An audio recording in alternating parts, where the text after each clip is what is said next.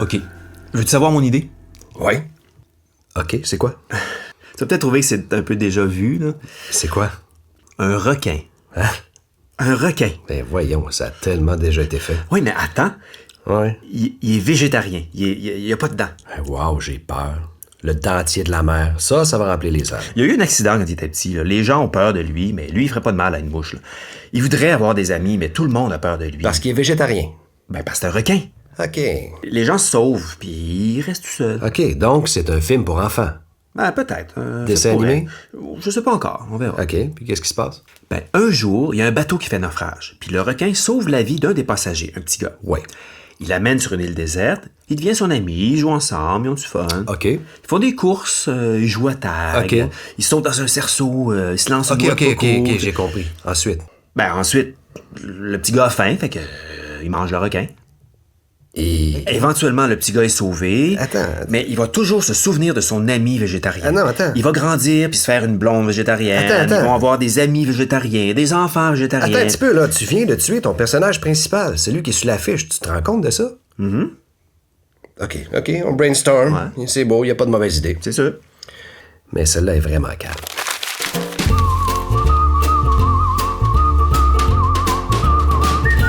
OK. Une histoire d'amour. Ah, ça, c'est une bonne idée. Hein, les gens aiment ça. Ça fait toujours plaisir. Imagine, une planète habitée juste par des femmes. Des femmes partout. Il n'y a pas besoin des hommes pour se reproduire, mais on sent qu'il leur manque un petit quelque chose. Un petit quelque chose. Un petit quelque chose. Un petit quelque chose. Un petit quelque chose. Et une autre planète avec juste des hommes. Oh boy, je vois où ça sent. Tu comprends? J'aime ça. OK, sur les deux planètes, on sait que l'autre planète existe, mais on n'a pas de fusée pour faire le voyage. Continue. Alors, sur la planète des hommes, tout le monde essaie d'inventer une fusée. Il y a des milliers de morts chaque jour. Là. Les gars inventent des catapultes, des fusées pas possibles là, qui explosent, des canons. Ils feraient n'importe quoi pour aller sur la planète des femmes. C'est sûr. Pendant ce temps-là, sur la planète des femmes, on a décidé de former une coopérative pour mettre au point une fusée.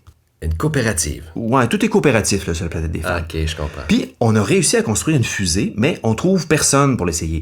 Il y a personne d'assez fou pour monter dans une fusée qui a jamais fait ses preuves. Probablement qu'elle marche, mais tout d'un coup, qu'elle tombe en panne. Ah, ben oui, j'avoue. Puis en plus, sur la planète des femmes, on se dit, hey, après tout, là, c'est aux hommes à se déplacer. Je comprends.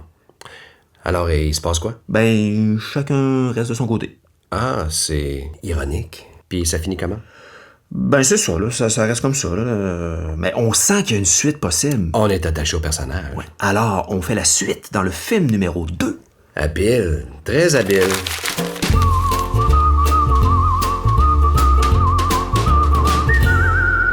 Imagine, une église, un après-midi tranquille, après la messe. Il y a un homme de 65 ans qui entre dans le... Tu sais, le bout de confession. Là, Le confessionnal. C'est ça, le confessionnal. Mon père, j'ai péché, etc. Mon péché remonte au début des années 60. On était une gang d'amis au chalet, l'été. Flashback. C'est ça, flashback. On voit les jeunes se baigner, avoir du fun.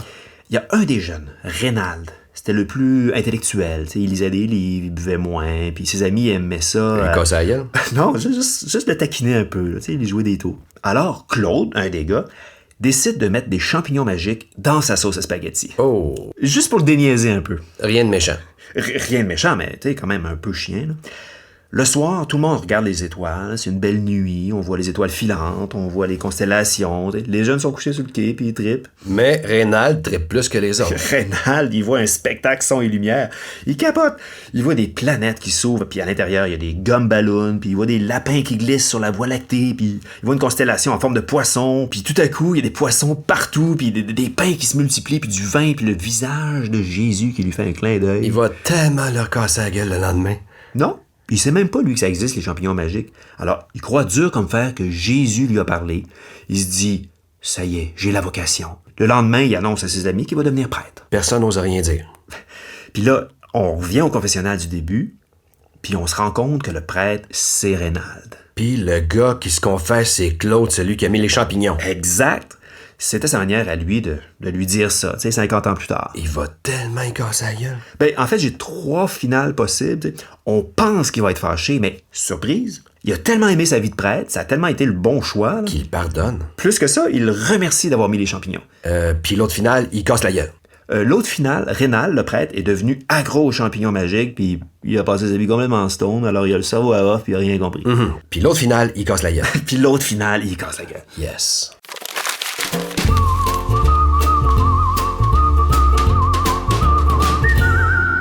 Ça commence, on est à un enterrement. OK. Alexandre Xavier Cloutier-Robichaud, 18 ans. On peut-tu l'appeler Alexandre? Bon, Alex, t'sais. Il vient de perdre son oncle Gérard. OK? C'était son oncle cool, là. Ben, en autant qu'un oncle Gérard peut être cool. Là. Genre, il y avait un chalet, puis il était sur Facebook. Ah, c'est déjà ça. Mais une semaine après l'enterrement, Alex va sur le mur Facebook de son oncle, puis il voit qu'il y a encore de l'activité. Des gens qui lui rendent un dernier hommage? Non, son oncle leur répond. Oh. Il continue sa vie sur Facebook comme si de rien n'était. OK, wow. C'est un genre de fantôme virtuel. C'est ça, si on veut. J'aime ça. Ça va prendre l'antivirus Ghostbusters. Écoute-moi, au début, Alex pense que quelqu'un s'est emparé de l'identité de son oncle, mais il lui pose des questions impossibles à répondre, puis il passe le test. Donc, il est encore vivant. Mais juste sur Facebook. OK. Alors, il demande à son oncle ce qu'il veut, pourquoi son âme repose pas en paix. Il dit qu'il veut rien, il avait juste des petites affaires pas réglées là, avant de partir, puis il veut fermer ses dossiers. Comme tous les fantômes. Mais là, attention, Alex réalise que son oncle communique aussi avec d'autres personnes qui sont mortes. Il fouille un peu, puis il réalise que la moitié de la population de Facebook est déjà morte, en fait. Ouh, ça fait froid dans le dos. Ça. Là, il capote, il se dit « Hey, des morts vivants, s'il y en a tant que ça, il doit en avoir parmi mes propres amis Facebook. » C'est pour ça que je suis pas là-dessus. Puis là, il repense à tous ses amis Facebook. Godefroy, Archambault-Tessier, il lui parle tous les jours sur Facebook, mais il réalise qu'il l'a pas vraiment vu depuis plusieurs semaines. C'est louche. Puis Étienne et Geneviève, qui restent supposément à Gatineau, Me semble. c'est peut-être des morts vivants. Oh, I can see dead people. Tu sais, ça fait 2 ans qu'il les a pas vus. Alors il panique, il jette son ordinateur à la poubelle, puis il décide désormais de vivre dans la vraie vie, de se faire des vrais amis, là. Mais il sait plus comment faire ça fait trop longtemps. Ah, il a perdu l'habitude. Il est nerveux, il prend son courage à 2 mains, puis il rentre dans un bar et il demande à la première personne qu'il voit là, s'il veut être son ami. Ah. Suspense, est-ce que le gars va accepter? Puis finalement, sans aucune hésitation, il dit oui. Ouf. Puis un autre gars, puis un autre, puis finalement, il se fait tout de suite plein de vrais amis, là, puis il voit que c'est vraiment pas si dur que ça. Une belle leçon. Bon, après un bout de temps, il réalise qu'il est dans un bar gay. Là. Oups. Mais vraiment, ça veut rien dire. Là. Ils veulent vraiment être ses amis quand même. Là. Il n'y a rien d'ambigu entre eux. Là. C'est complètement platonique. Là. Ils partagent vraiment des intérêts communs. Ils parlent, ils prennent un verre. T'es bien parti pour une fois, je trouve.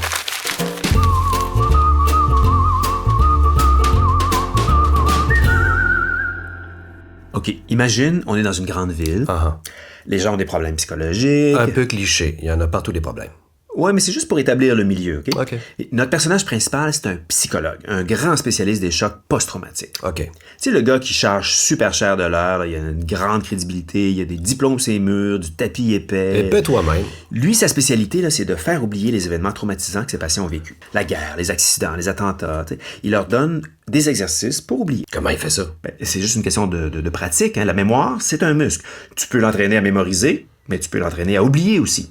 Le patient s'installe, puis il lui demande de lire un numéro de téléphone dans le bottin, puis de l'oublier. De l'oublier? De l'oublier. Ensuite, 2 numéros, puis une colonne, puis une page complète. Les patients s'exercent à oublier. OK. Après un bout de temps, ils arrivent à oublier les événements traumatisants de leur vie. Wow. Puis ça marche vraiment? Si ça marche, mon ami, il y a de plus en plus de patients. Les gens font la file, ils donnent des conférences partout dans le monde. Il a vraiment inventé une thérapie extraordinaire. Cool. Puis après? Ben, le seul problème, c'est que les patients oublient de le payer. Ah ouais. Ben oui, hein. Personne ne peut les blâmer. Hein. Il a beau envoyer des lettres de rappel à ses patients, les patients oublient. Alors, il fait faillite. C'est triste. Il se retrouve dans la rue, il n'y a plus aucun espoir. Alors, tout ce qui lui reste à faire, c'est d'oublier sa propre vie. À la fin, là, il se rappelle plus de rien, il sait plus qui il est, puis tout le monde l'a oublié. Ouais. Ben, écoute, on s'entend-tu que... on oublie ça? On oublie ça? On oublie ça. On oublie ça.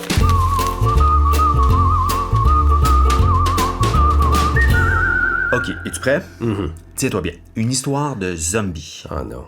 Attends, ça se passe en Syrie. En Syrie? Imagine, Mohamed est à la mosquée un vendredi dans la petite ville de Al-Ksaïr, près de la frontière du Liban. Il fait sa prière. C'est ça, tu sais, comme tout le monde, et ils sont environ 200, puis là, tout à coup, bang, boum! Il y a des explosions partout autour de lui, les murs de la mosquée s'écroulent, il y a des chars d'assaut qui leur tirent dessus. Hein? Les zombies ont des chars d'assaut? Non, c'est des troupes fidèles au président Bachar el-Assad. OK. Tout le monde sort de la mosquée, mais il y a des hélicoptères qui leur tirent dessus, il y a des morts partout. Mohamed est un des seuls qui arrive à se sauver sur la rue principale avec son frère Abou, qui est blessé. Tous les commerces sont fermés, évidemment, vu qu'il n'y a plus rien à vendre depuis des mois. Là, sont en sécurité. Ben non, il y a des snipers qui leur tirent dessus. Des snipers zombies? Non, c'est les soldats fidèles au président qui se cachent sur le toit de l'hôtel de ville puis de l'hôpital, puis qui tirent sur tout ce qui bouge. Il y a même un des beaux-frères de Mohamed qui travaille pour eux. OK, mais quand est-ce que les zombies arrivent? Attends, Mohamed voit un petit camion passer. C'est celui de son cousin Cassim qui livre du pain puis du café dans les villages des alentours. Il réussit à s'approcher. « Hey, Cassim, mon cousin, c'est moi, Mohamed! » OK. Mais Cassim est mort au volant. Tué par un zombie. Non, par l'armée du président. Est-ce que tu m'écoutes? Ben oui, mais quand est-ce que les zombies arrivent, là? Tu me parles d'un film de zombies depuis tantôt. Il y a plein de morts, mais c'est jamais à cause des zombies. Non, il y en a des zombies. Là. Regarde. Il y en avait un ici, puis un autre là. Puis lui aussi, c'est un zombie, là. Puis elle... OK, mais ils font quoi dans ton histoire? Mais ils font rien. On se rend encore les situés des zombies là, quand ton pays est en guerre civile depuis 18 mois puis que l'ONU peut rien faire à cause de la Russie puis de la Chine. La guerre civile, hein? Ça commence comment déjà, donc? Reparle-moi donc des beaux-frères qui s'entretuent.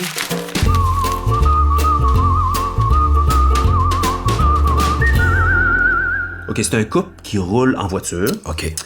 La fille, elle veut s'arrêter pour faire pipi. Ben oui. Mais ils sont au milieu de nulle part. Il n'y a pas d'halte routière. Là, fait qu'elle fait ça dans le bois, là, sur le bord de la route. Uh-huh.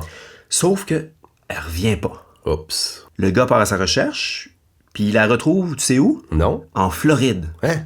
En Floride. Attends, ton histoire se passe au Québec. Exact. Puis là, tout à coup, le couple se retrouve en Floride. À Orlando. Ils ont découvert un passage secret. OK, genre comme chez Ikea? Chez Ikea... Tu sais, quand tu peux passer directement dans l'autre section? Ouais, si tu veux, sauf que eux autres, ils arrivent là, dans un conteneur à déchets derrière un McDo sur la rue principale d'Orlando. Wow. Fait que, ils font quoi? Ben, ils se disent qu'il y a de l'argent à faire avec ça, hein? Ah, je comprends. Mettons que tu charges 10$ par personne. Tu sais, dans le temps de le dire, il y a des kilomètres de files d'attente sur le bord de la route. Donc, ils font beaucoup d'argent. Ils chargent 50$ par personne, ils deviennent millionnaires, ils mettent les compagnies aériennes en faillite. Wow. Ils installent un système de rails, tu sais, pour aller plus vite. Là. Ils font passer toutes sortes de marchandises, là, de la drogue, n'importe quoi. Ils deviennent la nouvelle mafia, tu sais. Vu qu'il n'y a plus de compagnie aérienne, ils ont maintenant le monopole. Alors, ils montent leur prix à 1000$ par personne. Ah, les salauds. Puis là? Ben, le passage se referme. Oups. C'était juste un phénomène naturel là, qui arrive tous les 10 000 ans. OK. Donc, ils perdent tout, puis ils se font mettre en prison. Ah. Mais en prison, ils trouvent un passage secret pour s'échapper. Ah ben.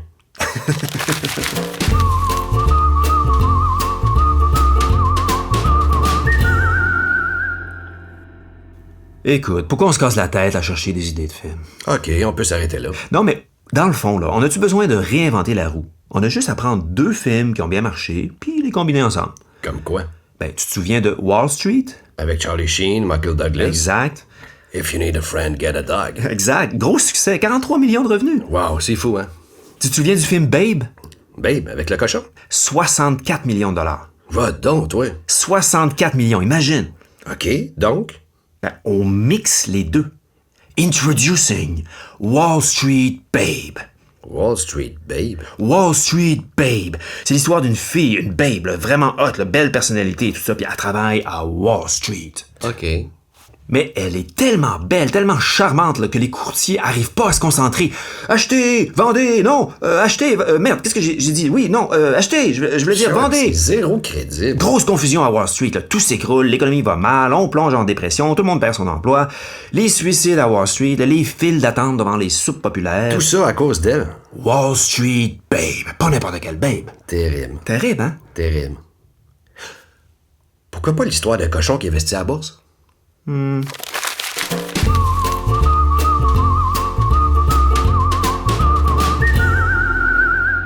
Tiens-toi bien, une histoire d'agent secret. Ah oui, un genre de James Bond québécois. Oui, mais attention, ici on parle d'un agent là, top secret. Plus top secret que James Bond. Top secret. Je te présente Steve, l'agent secret, tellement ultra top secret que lui-même le sait pas. OK, mais comment il fait pour accomplir ses missions? Ben, Steve il a été sélectionné par l'ordinateur du gouvernement pour son côté un peu naïf. Un simple d'esprit. Exact. Lui, il gagne des voyages. Des voyages. Il est super chanceux. Il reçoit tout le temps là, des lettres qui disent « Félicitations, vous avez gagné un voyage à Rome. » Cool. Fait que lui, il part à Rome. Tu sais, viens, tante Thérèse, on s'en va voir le pape. Puis là? Ben, évidemment, le gouvernement a caché un microfilm dans ses bagages, mais personne pourrait soupçonner Steve, tu comprends? Habile. Ou alors, des fois, le gouvernement du Québec fait exprès pour que les espions des autres pays pensent que c'est Steve qui va accomplir la mission. Alors, tout le monde surveille Steve pendant ses vacances à Kaboul, tu sais. Il gagne des voyages en Afghanistan. Ben, n'importe où, là. Steve, il gagne un voyage, il fait sa valise, là. Il se pose pas de questions. Steve. Alors, les ennemis mettent des centaines d'hommes pour surveiller Steve. Pendant ce temps-là, ben, il y a un autre agent secret qui accomplit la vraie mission, incognito, sans se faire déranger. Sacré Steve. Steve, l'agent secret, tellement ultra top secret que lui-même le sait pas. Pas pire. Il y a juste un problème. Quoi? Ben, maintenant, t'en sais peut-être un peu trop. Oh non.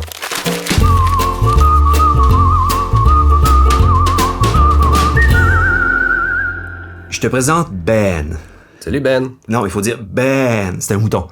Ah, ok, c'était pas clair que ton dessin, on dirait plutôt que, je sais pas... Écoute-moi, Ben, c'est un mouton non conformiste. Il veut être différent, mais c'est très difficile dans le monde des moutons. Surtout quand t'es pas noir. Alors, il devient punk. Mais évidemment, tous les moutons l'imitent. C'est des moutons. C'est des moutons. Alors, Ben, ça l'irrite beaucoup. Il les engueule. Vous avez pas fini de m'imiter, espèce de bande de moutons. Il se fait des ennemis. Ben non, même pas. Les autres, quand on les traite de moutons, ils sont contents. Ils se sentent valorisés. Oui. C'est une critique sociale, ton affaire. Exact. Intéressant. On est dû pour un film engagé pour les ados. Ça va nous changer des niaiseries d'histoire gna où la fille est juste pas cool parce qu'elle a de l'acné pis pas d'iPhone. Bon, ben écoute, alors Ben, il devient de plus en plus engagé. Il fait des discours enflammés, puis qui disent n'importe quoi, là, tout le monde est d'accord. Il y a pas beaucoup de débats d'idées chez Mouton. Exact.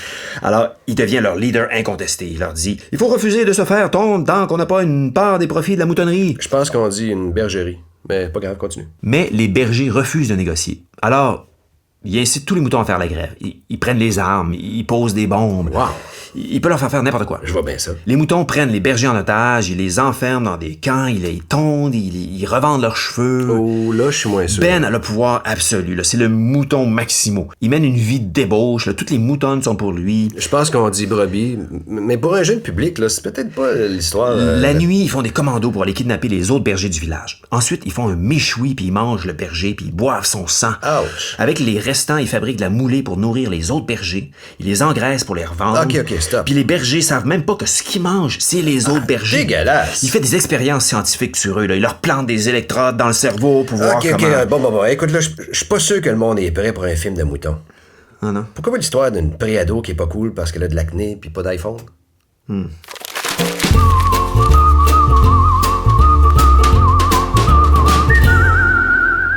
OK. C'est l'histoire d'un savant. Un savant. Un savant, un scientifique, un chercheur. OK.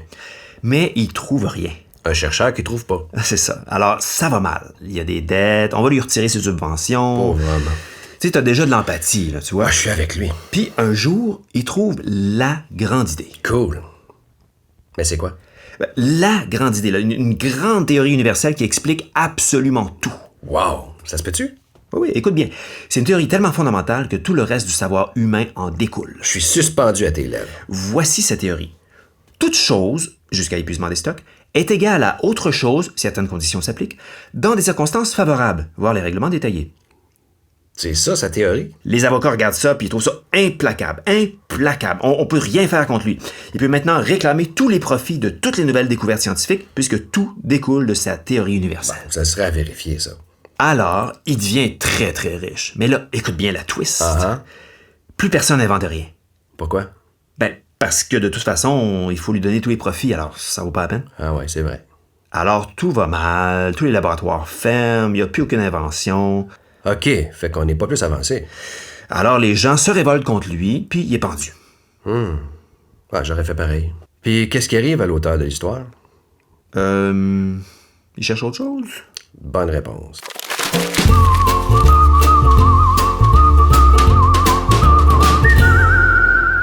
T'es pas tanné de toujours sortir des idées de films grand public, toujours plus gros, toujours plus cher, tu sais? Pourquoi tu vas pas vers quelque chose de plus intimiste, de plus... Plus plate? Non, juste des histoires moins grandioses, plus intérieures. Comme quoi? Ben, il y en a plein. As-tu vu Curling? Non? Ben, c'est un bon petit film, ça te ferait pas de mal de... Curling, hein? Ouais. Tu l'as vu? Non, mais ça m'inspire. OK, on fait la suite. Curling 2, The Confrontation. Non, je pense pas que ce soit tout à fait ça, le ton. Attends, l'idée s'en vient, je l'ai. C'est un champion mondial de curling. Ouais, mais ça n'a pas tellement rapport avec le... Mais il trouve que son sport est maltraité, sous-financé. Alors, il va voir le gouvernement, puis le convainc de lancer un grand projet dans le nord du Québec. Le premier ministre fait un discours. « J'ai un projet, nous allons construire la plus grande allée de curling au monde. » Ouais, non. Sur la Côte-Nord, il y a plein de places vides, alors on va faire une comprends. allée de curling de 1000 km. Non. Quelque chose de 4 saisons. Tu sais, les Japonais vont venir jouer chez nous, là, ça va créer des emplois. Tu m'écoutes pas, là. Alors, il commence les travaux. Alors, au début, ça va bien, il commence à remonter dans les sondages, mais l'opposition voit ça, puis il décide d'aller saboter le chantier. Bon. Il envoie des avions de chasse. Boum, bang, bang, bang, ils démolissent tout. Alors, la population locale se fâche, tu sais. Ils prennent les armes. Ah oui, vous venez démolir chez nous. Ben, on va aller démolir à Montréal, nous autres. Puis là, ils s'en viennent là, mettre la ville à feu et à sang. Oui, Thomas. Quoi? Écoute-moi 2 secondes. T'aimes pas ça? Curling, c'est l'histoire intimiste d'un concierge timide qui vient enfermer avec sa fille de 12 ans. OK, puis? Ah, laisse faire.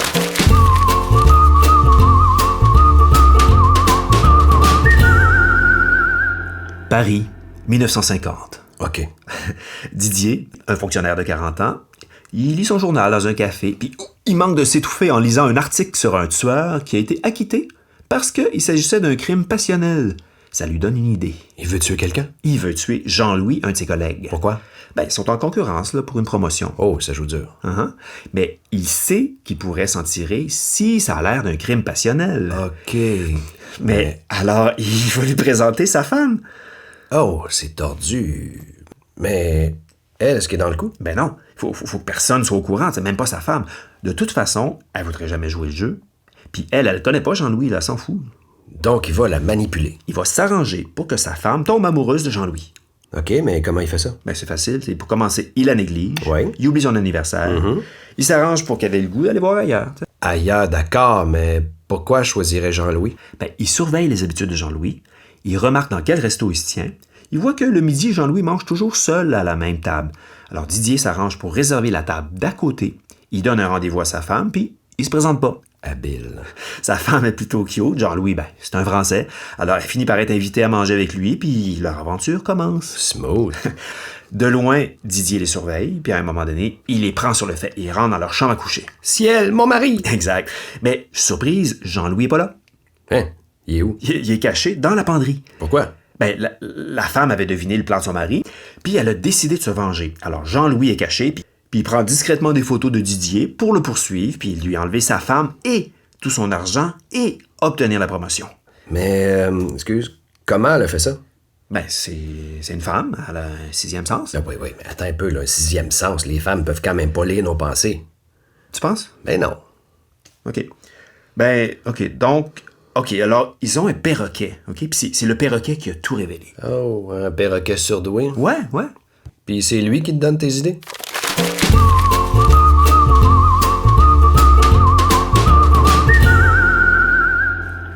J'ai pensé à une idée cette nuit. Pendant ton sommeil? Ouais, ben j'ai rêvé, en fait. OK. À une fille. Ça se raconte, hein? Oui, c'est une comédie romantique. Imagine que la fille à qui j'ai rêvé cette nuit, elle existe pour de vrai. Puis qu'elle aussi, elle a rêvé à moi. Donc, vous vous êtes vraiment rencontrés en rêve? Ben on parle de personnages fictifs, hein? Oui, c'est clair. OK. Donc, chaque nuit, le gars, qui est pas moi, et la fille se rencontrent dans leur rêve. Mais ils se connaissent pas dans la vraie vie. Plutôt romantique. Hein? C'est malade, hein? Ils trippent au bout, là. C'est le coup de foudre, là. Ils sont en amour, là. Tu sais, c'est l'amour parfait, là. Tu sais, ils courent dans les champs, ils mangent la crème glacée, là. Ils font l'amour sur la plage, de l'équitation au coucher du soleil. Tu sais, l'amour. Wow, c'est ça ta vision de l'amour. Je commence à comprendre pourquoi t'as pas de blonde. C'est pas de moi qu'on parle, là. Ah, ben non. Okay? Les deux ont vraiment hâte d'aller se coucher le soir, tu sais, pour retrouver l'autre, tu comprends? Mais ça commence à affecter leur vie quotidienne, là, parce que tu sais, tout ce qu'ils veulent, c'est aller dormir, sont en retard au travail, ils font la grasse matinée, ça se lève plus, ce monde-là. Ils vivent dans leur rêve. Exactement. Alors, ça peut pas durer, là. Ils décident de se rencontrer dans la vraie vie. Comment ils font? Ben, ils s'échangent leur courriel dans le rêve, là, puis ils s'écrivent pour vrai. Donc, ils existent pour vrai. Oui, ils se rendent compte là, que c'est vraiment pour vrai, là. Évidemment, c'est le coup de foudre. Ben, dans la réalité, ils sont juste un peu moins beaux que dans leur rêve, là, mais ils se mettent à sortir ensemble pareil, là, ils se marient. Classique. Ils font un enfant, la routine s'installe, ils sont fatigués, ils font plus l'amour. Classique. Elle lui dit de ramasser ses bossales, il se met à boire pour oublier qu'ils font plus l'amour, elle chiale après parce qu'il boit trop. Il laisse se prendre au lit avec son meilleur ami, les gars se battent, l'ami tombe dans l'escalier puis il meurt. L'autre est condamné pour un homicide involontaire, il se retrouve en prison, la fille demande le divorce puis elle devient escorte. T'avais pas dit une comédie romantique? Ben, on peut retravailler la fin un petit peu, là. D'accord. Bonne nuit.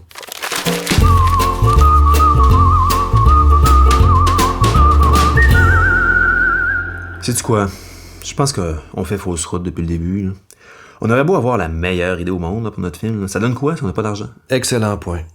Mais si tu finis par avoir une bonne idée, peut-être qu'on pourrait aller en chercher du financement. Ah, c'est trop aléatoire, tu sais. Mais j'ai une bonne idée pour avoir du financement. Tu vas pas me suggérer du placement de produit. Ben, mieux que ça. Imagine. C'est l'histoire de Jean-Pierre, un travailleur d'usine. OK. Toute la journée, il respire des vapeurs toxiques sur la chaîne de montage de la ABC Chemical. On voit le logo en gros à chaque fois qu'il rentre au travail. Là. Ben, ils seront pas trop contents. Je pense pas qu'ils vont te donner de l'argent. Oui, mais on a deux versions du scénario. Une version comme je viens d'expliquer, et une version où, à la ABC Chemical, Tout est propre et les travailleurs sont en Ok. santé. Tu veux faire du chantage. Exact.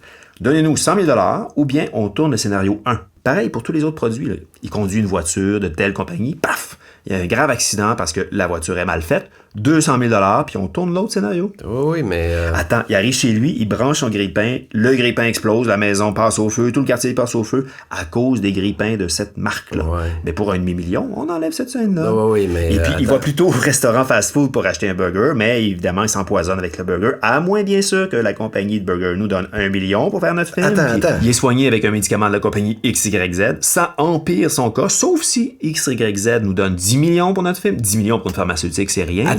Attends. Quoi? Ça va faire un film crissement plate. Ouais, mais avec un gros budget.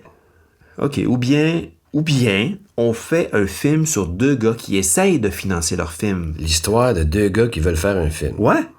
Tu penses vraiment que ça peut intéresser quelqu'un? Uh-huh. Deux gars qui veulent faire un film. C'est clair que ce concept-là a zéro potentiel. Ça n'a jamais intéressé qui que ce soit. Tu penses? Jamais.